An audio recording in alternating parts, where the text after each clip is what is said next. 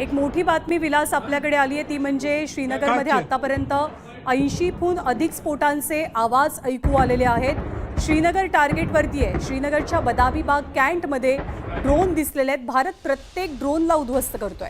भारत प्रत्येक हल्ला परतवून लावतोय। शंकराचार्य मंदिराजवळून पाकिस्तानातनं अनेक ड्रोन सोडण्यात आल्याची किंवा डागले गेल्याची मोठी माहिती आहे। विलास याच्यामधला धर्माचा अँगल म्हणजे पाकिस्तान सातत्यानं एक खोटं पसरवत होता जे आपल्या आर्मीनं जगासमोर आणलं आणि सर्वांना सांगितलं की भारत एक प्रकारे मशिदींवरती टार्गेट करतोय।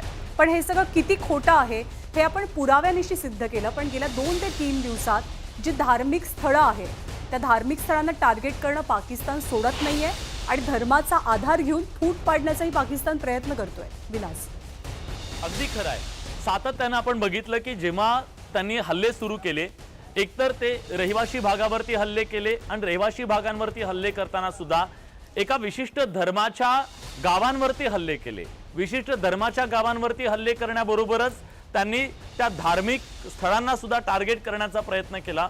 विशेषतः त्यांनी शीख धर्मीयांना टार्गेट केलं, गुरुद्वाराला टार्गेट केलं, त्यानंतर हिंदू मंदिरांवर टार्गेट करण्यात आलं आणि चर्चवर सुद्धा टार्गेट करण्यात आलं।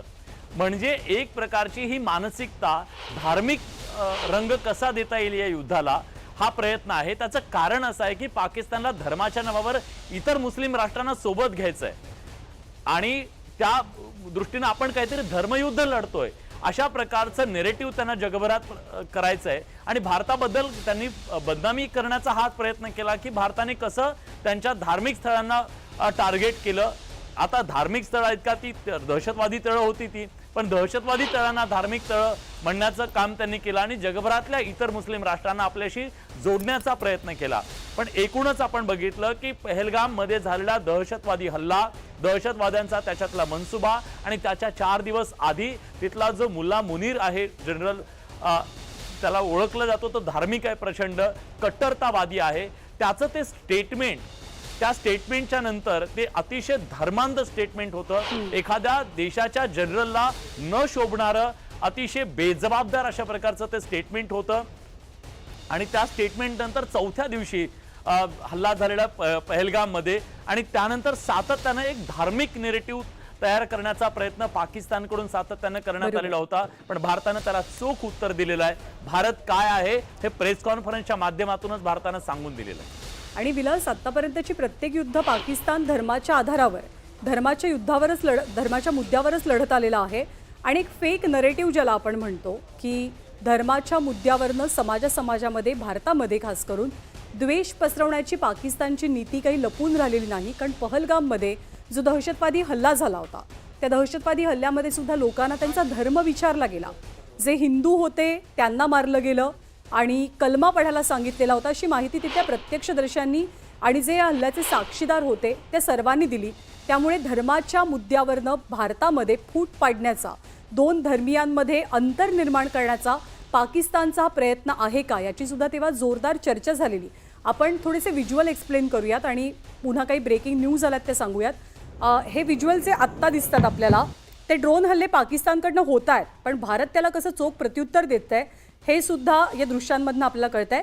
सध्याची दृश्य ही अवंतीपुरा सेक्टरची अवंतीपुरा भागातली दृश्य आहेत आणि श्रीनगरच्या लष्करी तळावरती सुद्धा पाकिस्ताननं हल्ल्याचा प्रयत्न केला। एकूण 3 ड्रोन सोडलेले होते, ते 3ही ड्रोन उद्ध्वस्त करण्यात आलेले आहेत आणि प्रत्येक ड्रोनला चोख प्रत्युत्तर देण्यासाठी भारताची एअर डिफेन्स सिस्टीम ही अतिशय मजबूत असल्याचं चित्र सध्या दिसतंय। आत्ताचे हे जे लाल रंगाचे आकाशामध्ये ठिपके तुम्हाला दिसत आहेत तर ते ठिपके म्हणजे भारतानं दिलेलं उत्तर आहे। एका बाजूनं ड्रोन येत आहेत, एका बाजूनं ड्रोन डागले जात आहेत, तर दुसऱ्या बाजूनं कसं चोख प्रत्युत्तर दिलं जाते। पण लोक भयभीत आहेत कारण या लोकांचा काहीच दोष नाही आहे। ते सीमावर्ती भागामध्ये राहतात। हे सर्वजण गेले काही रात्र झोपलेले नाही आहेत, चिंतेमध्येच त्यांची रात्र व्यतीत झालेली आहे। अस्वस्थपणे त्यांनी रात्री जागून काढलेल्या आहेत। हे सर्वांना कुठेतरी आज एक दिलासा मिळाला होता की आजपासून सीजफायर झाल्यामुळे आपण शांततेत झोपू शकतो, आपण किमान सेफ राहू शकतो। पण या सगळ्यावरती एक अनिश्चिततेचं सावट पाकिस्तानच्या भूमिकेमुळे किंवा शस्त्रसंधीचं उल्लंघन झाल्यामुळे आपल्याला पाहायला मिळतंय। सीमावर्ती भागातल्या लोकांची आत्ताची मानसिकता काय, परिस्थिती काय हे सीमा भागापासून खूप दूर बसलेली आपण मंडळी कदाचित करूही शकणार नाही। विलास, याच मुद्द्यावरनं प्रश्न विचारायचे की एक निश्चिंतपणा असतो आपल्या सगळ्यांच्या मनामध्ये, तो आहे कारण आपण एका सेफ ठिकाणी आहोत, बॉर्डरपासून आपण बरेच लांब आहोत. एक मोठी बातमी आली आहे. ही मोठी बातमी काय आहे तर गेल्या 3 दिवसातला पाकिस्तानचा आजचा हल्ला हा सर्वात मोठा ड्रोन हल्ला असल्याचं कळत आहे. गेले 3 दिवस पाकिस्तान सातत्यानं भारतावरती ड्रोन टाकतोय, पण भारतानं सुद्धा पाकिस्तानला तितकंच चोख आणि जोरदार प्रत्युत्तर दिलेलं आहे. गेल्या 3 दिवसातला पाकिस्ताननं केलेला हा सर्वात मोठा ड्रोन हल्ला मानला जातोय. श्रीनगर टार्गेटवर आहे. संपूर्ण श्रीनगरमध्ये ब्लास्टचे आवाज, स्फोटाचे आवाज ऐकू येत आहेत. भारत चोख प्रत्युत्तर देतोय. गोळीबारांचे आवाज आहेत. सीजफायर तोडलं गेलेलं आहे. गेल्या 3 दिवसातला सर्वात मोठा ड्रोन हल्ला हा पाकिस्तानकडनं केला गेला. जेव्हा पहिल्या दिवशी पाकिस्ताननं ड्रोन हल्ले करून आगळीक केलेली होती, तेव्हा जवळपास 300 ते 400 ड्रोन या संपूर्ण सीमा भागाच्या पट्ट्यामध्ये आल्याची माहिती भारतीय लष्कराकडनं देण्यात आलेली होती. पण गेल्या 2 ते 3 दिवसांच्या तुलनेमध्ये आज झालेले, काही वेळापूर्वी पाकिस्ताननं केलेले ड्रोन हल्ले हे सर्वात मोठे ड्रोन हल्ले मानले जात आहेत. पण आपलं सैन्य चपळ आहे, आपलं सैन्य सतर्क आहे आणि आपलं सैन्य चोख प्रत्युत्तर सुद्धा देत आहे. त्यामुळे सर्वांनी नियमांचं पालन करणं गरजेचं आहे. ब्लॅकआउट झालंय, सायरन वाजतायत, घरात राहण्याच्या सूचना आहेत. आणखी एक मोठी ब्रेकिंग येते. दगाबाज पाकिस्ताननं पुन्हा एकदा भारतावरती हल्ले सुरूच ठेवलेले आहेत. शस्त्रसंधीचं उल्लंघन केलंय आणि युद्धबंदी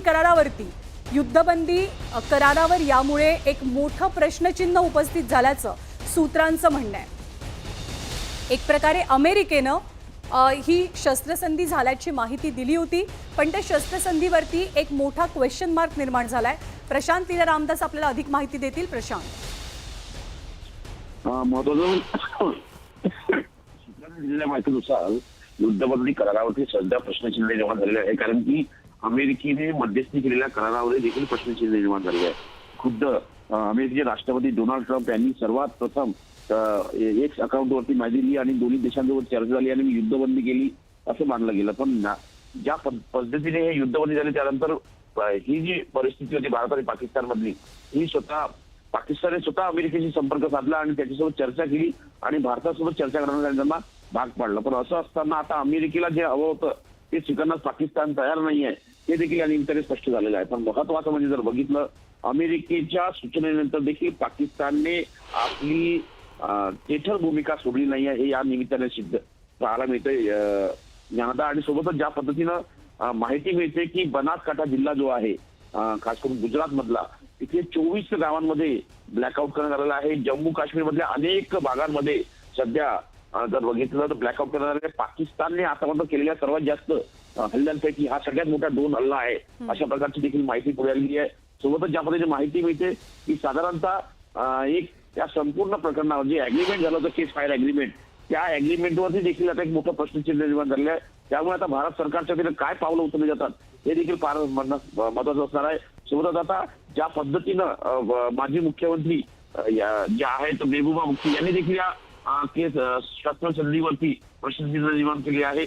पाकिस्तान यांनी अग्रीमेंटला एका सेकंदात धुडकावून लावलं, अशा प्रकारची टीका त्यांनी आता नुकतंच एक सेकंदावर केलेल्या टीकेवरून लक्षात येत आहे. याचा अर्थ असा होतो की आता भारत सरकारला निश्चितपणे मोठी भूमिका घ्यावी लागेल. आता या संदर्भात केंद्र सरकारच्या वतीने किंवा भारतीय लष्कराच्या वतीनं काय पावले उचलली जातात ज्ञानदा, हे पाहणं अतिशय महत्वाचं असेल. प्रशांत, या आत्ताच्या सगळ्या घडामोडींच्या पार्श्वभूमीवर दिल्लीत काही बैठका होत आहेत का? दिल्लीत काय घडतंय?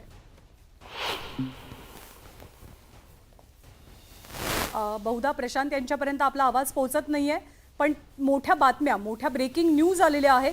भारत पाकिस्तानला जोरदार प्रत्युत्तर देतोय. गेल्या 3 दिवसात पाकिस्तानने जितके हल्ले भारतावरती केले त्यातला आजचा हल्ला हा सर्वात मोठा हल्ला मानला जातोय. अगदीच ज्ञानदा, 3 तास सुद्धा पाकिस्तान शांत बसू शकलेलं नाही. आपण बघतोय 3 तास पूर्ण व्हायच्या आधीच पाकिस्तानने पुन्हा एकदा आपल्यावरती हल्ला केलेला आहे. मात्र भारतीय सैन्य जे आहे ते सुद्धा सडेतोड उत्तर देताना आपल्याला बघायला मिळत आहे. अगदी बरोबर. आणि असदुद्दीन ओवैसींनी एक ट्विट केलंय, जे ट्विट महत्त्वाचं मानलं जात आहे की पाकिस्तान जोपर्यंत दहशतवादासाठी आपली जमीन देत आहे, आपल्या जमिनीचा वापर करतोय, तोपर्यंत स्थैर्यता किंवा शांतता ही अजिबातच शक्य नाही. पहलगाम चा जो हल्ला झाला त्यासाठी जे अतिरेकी जबाबदार होते त्या अतिरेक्यांना पूर्णपणे कडक शासन व्हायला हवं. सीजफायरचं जे उल्लंघन झालंय त्याच्यानंतर ओवैसींचे आलेलं ट्विट. भारताच्या बऱ्याचशा सीमावर्ती भागामध्ये सध्या ब्लॅकआउट आहे, सायरन वाजलेले आहेत अगदी गुजरातपासून ते जम्मूपर्यंत वेगवेगळ्या भागात पाकिस्ताननं ड्रोन हल्ले सुरू ठेवले आहेत.